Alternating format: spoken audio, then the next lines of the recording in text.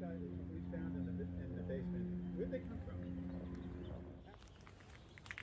Hi, Cam. Richard. Hi, Cam. We're in Altadena. We're near Eaton Canyon. Valerie, Elashi. we're at the remains of your house. Do you want to introduce yourself properly and just give us a sense of where we are in Altadena? I'm Valerie Elashi. We had lived in this home, which was built by Zane Grey for his literary secretary in 1923. We're near the upper trailhead of Eaton Canyon. The architects were Elmer Gray working with Myron Hunt, who were quite famous in the Pasadena area at that time. R.C. Bowen was the contractor, another very famous contractor in the area. The house was built like a tank. It was built, we've been told by contractors who've done things for us, they've never seen construction like this except in prisons. Right. We had an electrical contractor come when we were redoing the kitchen. He said, I used to work for the LA Times. You can light up Altadena with what's here. Well, it's now all gone. I'm going to give people an opportunity to see what's on the other side of this window. Oh, Look at the giant steel I-beams that went through this living room of 1,000 square feet. so, Kim, let's pull back and let's get back to having Valerie sort of start to explain what we're looking at. So Valerie, just because you talked about the walls were double wall. Double wall construction. You can look at me. It's okay. Yeah. It's very Oh, informal. okay. You would look at me. It's very informal. The double wall construction, gap, redwood, and then lath and plaster. There was the exterior concrete, redwood 2x4s, lath, well, heavy duty lath, gap, redwood, lath, and exterior stucco on the inside, all hand troweled, with all cove ceilings, coffered ceilings in the 1,000 square foot living room with a stage at the end. Wow. I mean, it was just an amazing house. It was bolted down every foot. It was meant to last forever, and unfortunately, didn't. So Mildred Smith was the Literary secretary. Zane Grey's Western novelist. 300. Oh, yep. We go. Zane Grey. Yep. 300 novels, something like This is that. I don't know. Very Possibly prolific. a lot of Very them. prolific novelist. He was one of my dad's favorites. Did Mildred work on this book? She worked on pretty much all of them. So She did a lot and she was uncredited for a lot. So, give us a sense of what this. So this was not a house built for a family. This is built It was for a single woman whose job it was just to keep Zane Grey writing and proof That's it and right. get And she traveled get the the world. content out into the She world. traveled the world with him, and they spent a lot of time in the desert Southwest, in the Navajo Nation, Tonto Rim, and I think that's maybe where she came up with this Pueblo revival Yes. style of home. So this house was called the Pueblo. We called it Pueblo House. Right. And it's Pueblo revival style. There are 3 examples that I know of. One is the Avalon Hotel, or the Zane Grey Hotel in Avalon. One was the writing room of the Zane Grey estate over in Mariposa, and then there was this house. This one was the better of the 3 as far as the construction methods went. And although what we're seeing is, just the desolation, you get a sense of what the architecture was like up the hill, just over there, where your lovely little guest house did survive, thanks to your neighbors doing a little firefighting at the end. And tell us, so what was the layout of this house? So it was not for a family. Not really. I mean, we had raised our family here, but we just had a daughter. So it was fine. So you had public spaces though, basically. Large public spaces. Right, and so they would entertain here. They would. I want to start. I want to look at the tile because that's what brought us out here. So watch the step. Watch the step. Go look at the house. Oh, I'm so glad you're here because we're going to talk about tile. Okay. If you have a moment. KTLA is here. Can you stay with us? Can you be with us at 3 o'clock? Yeah. Okay, absolutely. Absolutely. We're just going to finish up here, David. Okay, now she's sitting Amy. Okay. We'll be there in just a minute. I want Stanley. Stanley can help. Okay. Well, no, Kim, we're going to finish. Okay. So Valerie, here we are. Valerie, here we are. The tile. This is what brought us here today specifically. So, who made this tile? This is Batchelder. Our entire staircase had risers that were all these Mayan bachelder tiles. These are the bisque ones that came off the fireplace. They all represent different gods. I think that There one's you are, a upside lovely down. little dragon upside down. Yeah. Well, it's a god. Yeah. Here's another. Quetzalcoatl, I think. Might be, yeah. I mean, Could he be. looks like a winged serpent, and this is so extraordinary. So that is, I pulled that one out Because from the salvage Something melted material on it. because something melted onto Oh, it. and you do see a bit of the glazing there. See the yeah, shiny it saved your glazing in glaze. there? Yeah. Oh, your glaze is beautiful. They were beautiful. It was an incredible fireplace, and you could have roasted a pig in it. As you can see, it was ginormous. So it was that fireplace that's floating in the sky. No, it's the one down here. Oh. That one was the smaller one in the writing room. So let's. It was this fireplace, I see. It's that fireplace, which they have taken all the time. Right, so what you've seen is that all the wonderful volunteers from Save the Tiles plural, here in Altadena, have come and done the work of removing all those individual art tiles by Bachelder so that they can be brought back and made a part of your life.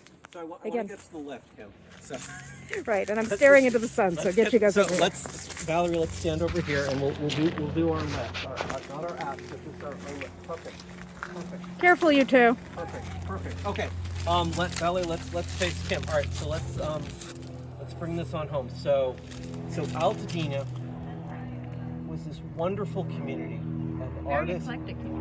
So give us a sense. So these historic homes, some of which still survive, and many of which are salvageable, that were built. These affluent homes. The people that built them, the Scandinavians, the Italians, all these masons from all over Western and Eastern Europe came to build these houses. They came to New York and the area, building the mansions there. Right. That we're all familiar with in Newport, and then they moved here because a lot of those people built their winter homes here in Pasadena along Orange Grove.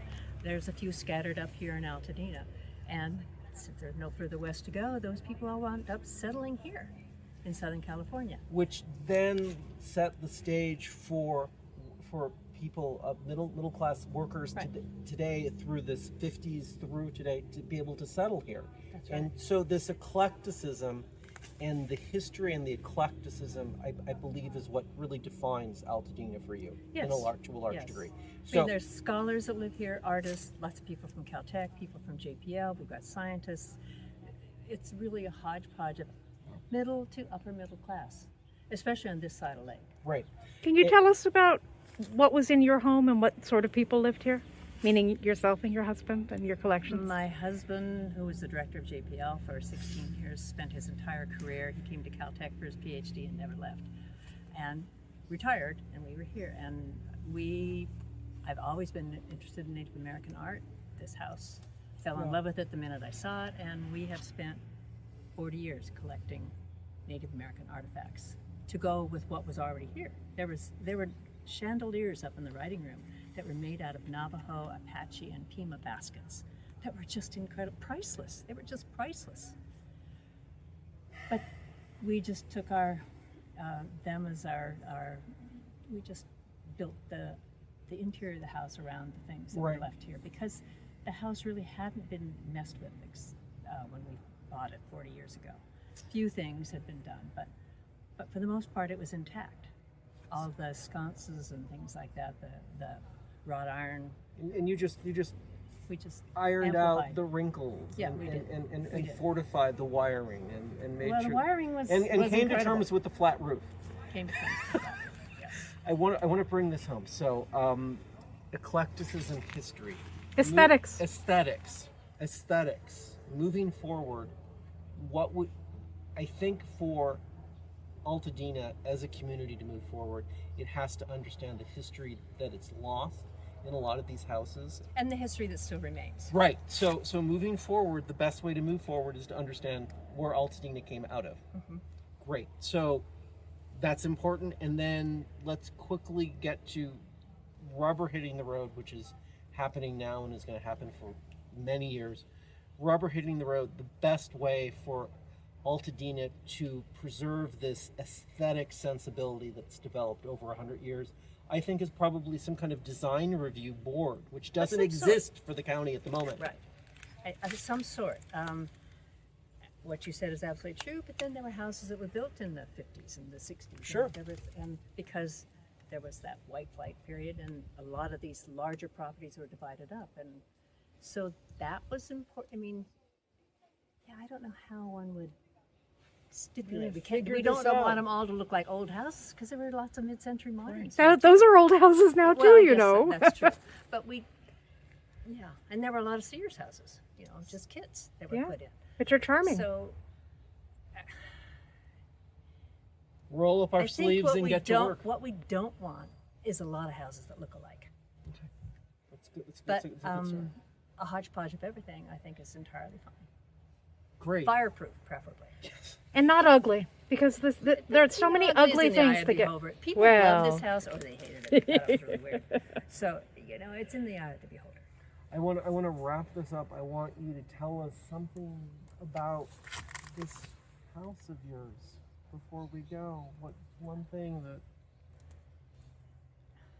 It was just an amazing house, an amazing, amazing place.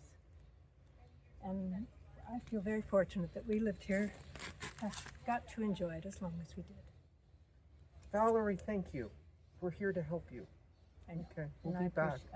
I appreciate We've only what, just what begun. people are doing for this story of Altadena. Not, I mean, this is a different story than there are in other parts of Altadena. But it's nice that this story is finally being heard, because I think it's an important one. Thank We'll you be for back. sharing it with us.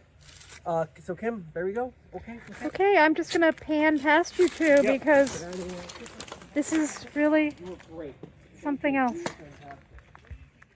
When you build a house like a tank, it takes a lot of power and a lot of force to bring it down. And I feel like it hasn't really left. It's still here. It's just in a different transmuted form. And up there is the canyon. And that's where this all started. Oh, Say goodnight, Kim. good night, Richard. Thanks, Valerie.